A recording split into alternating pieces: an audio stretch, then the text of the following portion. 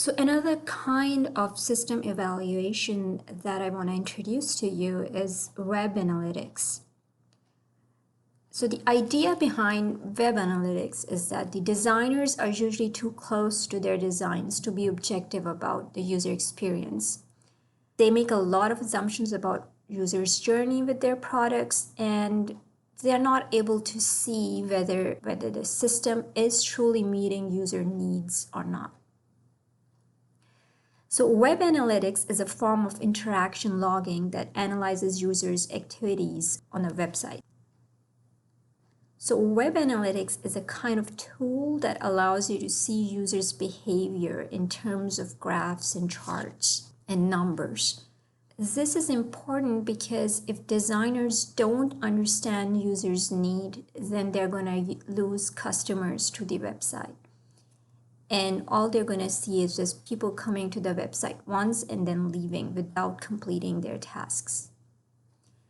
So what web analytic tools, what they allow designers to do is they allow the designers to track the activities of the users on their websites. Designers are able to see what page users are using to come onto the website, how long they're spending on the website, which pages they're visiting, and if they're leaving and where they're leaving from, and which pages they are visiting last before they leave. So in essence, web analytics offers designers the big picture about how their site is performing based on users' activities. It's all about data that you can collect to get insights about your users' behavior. There are a lot of web analytics tools out there, and they can do a variety of things. I want to just talk to you about one analytics tool that is used very often. It's called the Google Analytics, and it provides you different types of data. So as you can see, there are 3 pages of web charts or information or data from a Google Analytics of the interaction design website. So this is the user analytics of the website of your book. So let's look at some of the information that this analytics tool is able to provide to you. So at the top, you can see a graph where you can see the number of users who are coming to this website on each day of the month. So this is the month of November, and you can see that on 17th of November, less than 100 people came to the website, maybe around 50. On 21st of November, we have a little over 100 people coming to the website, and these are other days in between, so this is probably going to be 18th of November, 19th of November, and so on and so forth. Over here, this chart shows us the number of new visitors. So 83.8% of the visitors to this website are new. 16.2% are returning users. So this analytics tool helps us see how many people are returning to the website. And then some additional information is the actual numbers of users who came to this website, how many of these users were new, how many sessions these people had on the website. So this will be the number of sessions by the new users and the returning users. So because this number is more than the number of new users, we can make assumptions that the returning users are having more than 1 sessions on the website. And the number of sessions per user is 1.32. Page views is 7,373. So how many pages are people visiting per session? How much time they are spending on average in a session? And then the bounce rate is actually described as the percentage of visitors who view just one page of the site. So meaning people who just enter the site and then they leave without visiting other pages or without doing enough exploration of the website. On the second chart, this is giving some different kind of information, so you are able to see what kind of devices are people using to visit the website. So we can see that about 79.6% of the users, they are entering this website using their desktops.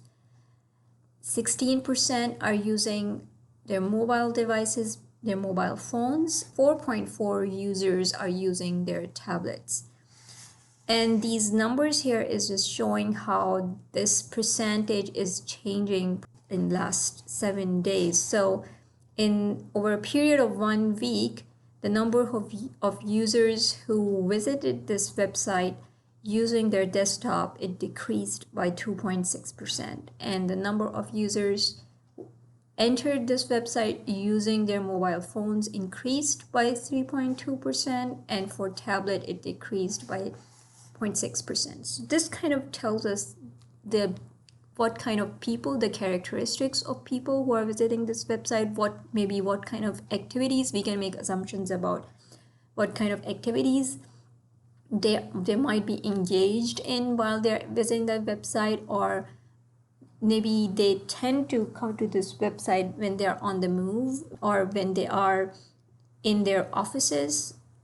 So by knowing this information about the user, the designer can make some changes or adjustment to the website to meet the needs of those specific kinds of users. And then other questions and other information that we are able to view is which pages are very popular. So in this case, you can see that the home page was the most popular as it received the most views, followed by the resources page and then other pages that. All right, so this last table about the books website shows us people who are entering this website. Most of them, they are American English speakers.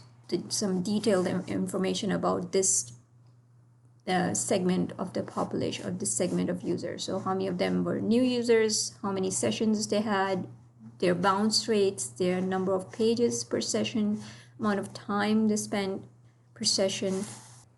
Okay, so this is a web analytics of a different analytics tool, which is called the VisiStat. And as you can see, it provides similar information, but in a different format.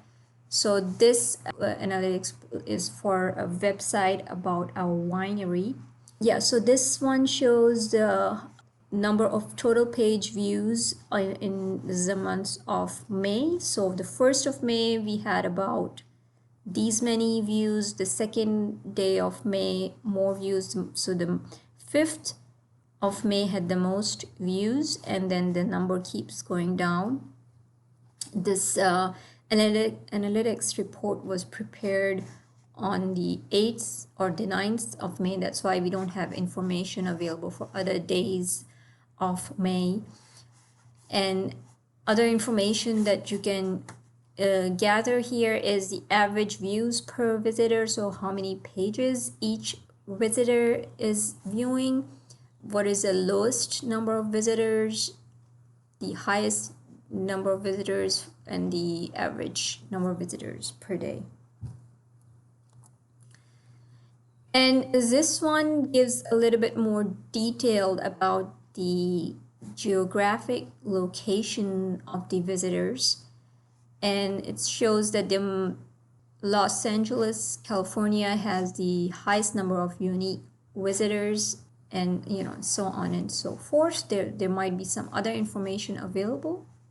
So the point here is that the web analytics tools can help us understand how the users are using the content that you are placing on your website, where the users are staying engaged, which pages users are staying engaged in, which pages users are just leaving without showing enough engagement, And this kind of information, this kind of insight can help designers target the problem areas of the website and make it more receptive to users' needs.